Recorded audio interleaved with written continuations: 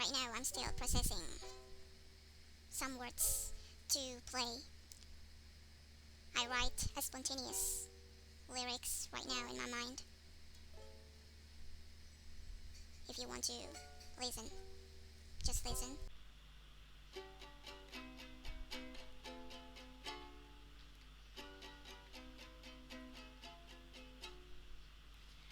Fishes falling from the sky, and you can talk to cats, and your spirit separated from your body. You sleep with your mother, you sleep with your sister, and you have to kill your father. I play spontaneously. The words just came into my mind because I have to review this novel. If you read it, yeah. Have you ever read it? This. I have a week. to connect my mind, my soul, my body after reading this book. In a week, I'm wondering about my life. I just don't know. I can't think in a week. I just It's puzzle out. It's falling into something that I don't understand. Even right now, I still don't understand. What's that? After I reading, after I read, after I read this book, I still can't. I lost in vocabulary. I lost in words. I lost in translation. this is the first novel that I ever perhaps ever bought from Haruki Murakami in English version. Setelah itu, after that, aku beli lagi beberapa novelnya Haruki Murakami, but in Indonesian version gitu. Ini kayaknya kalau nggak salah in 2018 or 19 I bought this book from Gramedia. Murakami has written a super metaphysical novel. This This. complex as it is, this reads like an adventure, the kind that hooks the reader and doesn't let go until the end. Like what I experienced after reading this, I don't let go. I just can't think. Okay, So I want to point out some issues, some terms, some what it's called gitu ya. Ya pokoknya sesuatu yang di sini tuh stand out banget gitu. First, Oedipus myth. It's not sebenarnya it's not the apa ya itu tuh the beginning of the Kafka journey gitu ya. Jadi journey-nya si Kafka ini sebenarnya dimulai dari Oedipus myth ini, mitos Oedipus ya. Yang apa nanti I will explain gitu. And then the queer something queer in this. Nanti I will explain. And then the last I will talk about the spirit things. Yeah. Okay. So first the Oedipus myth. Yeah. Murakami's characters plunked into life. I mean, like, yeah,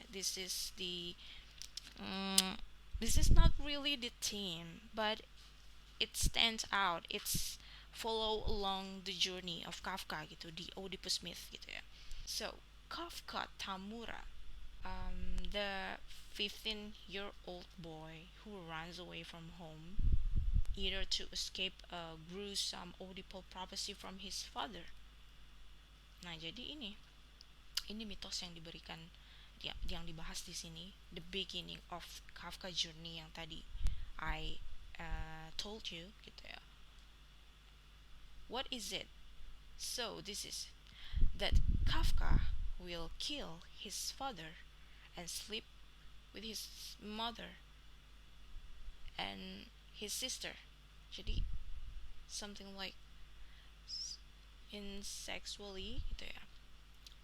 Insexually gitu.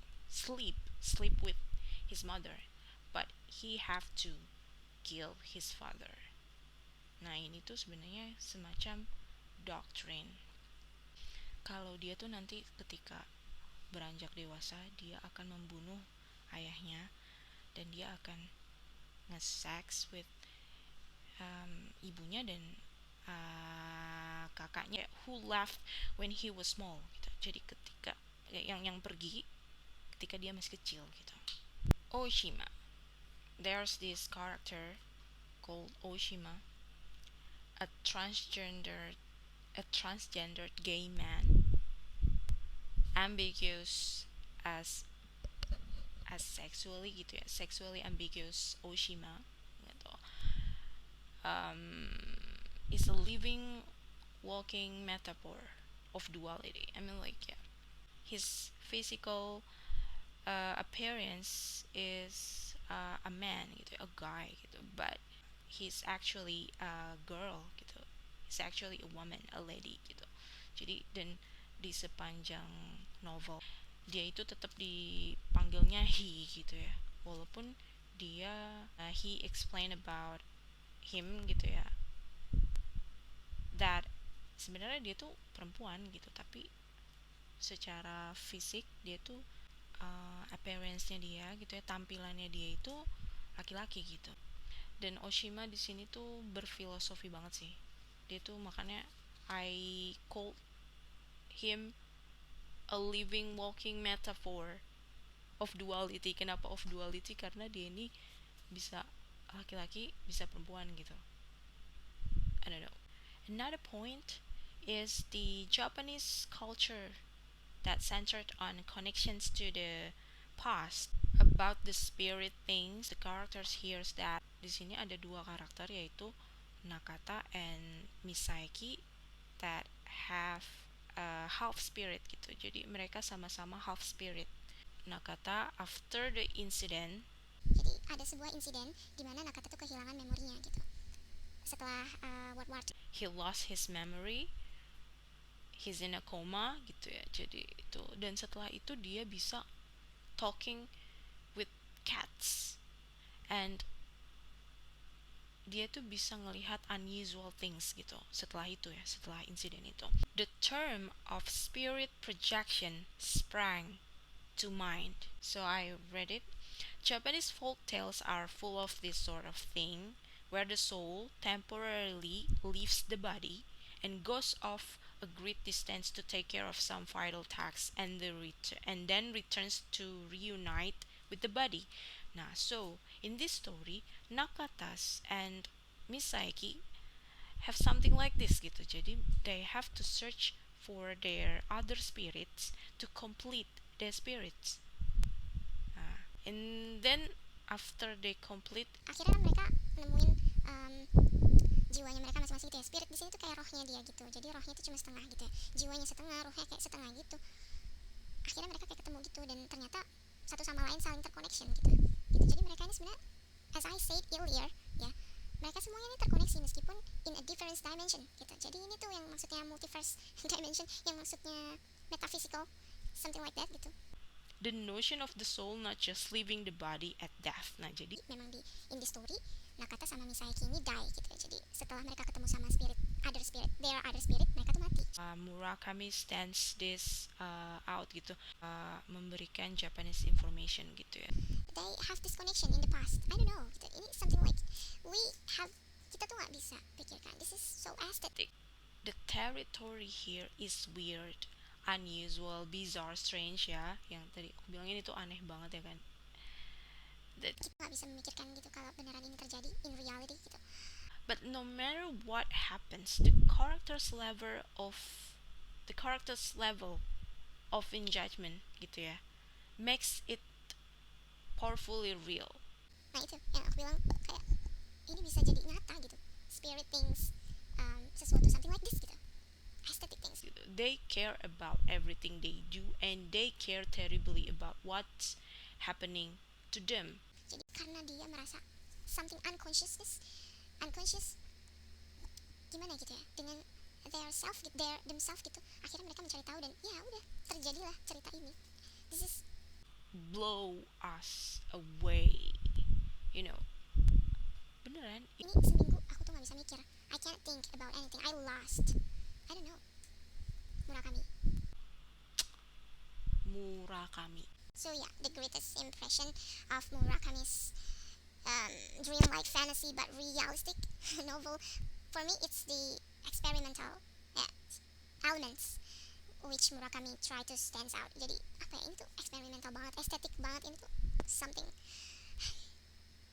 contains several riddles that ya ini tuh nggak provide, there aren't any solution provide gitu. Jadi ini nggak ada solusinya. Bahkan ya the riddles is the solution itself. Ketika kita baca ini, kita semua tuh bakal punya perspektif sendiri-sendiri gitu, different perspektif gitu. Setelah baca ini bahkan bisa sampai pikiran kosong. In a week I can't think about anything in life. What's the point of my life? Kayak tiba-tiba, what's the point of life? It's a thoroughly engaging page turner. Bener-bener sih, lo tuh bakal menghabiskan waktu baca ini. Ini tuh nggak cukup one time, nggak cukup twice, nggak cukup four, five, blah, blah, blah. You have to rate it more, a lot gitu. Kayak ini bener-bener yang I don't know. There are hundreds of wonderful passages. Too many to quote. There's too much to say until you can't say anything. Jadi kayak saking banyaknya tuh sampai nggak bisa berkata apa-apa.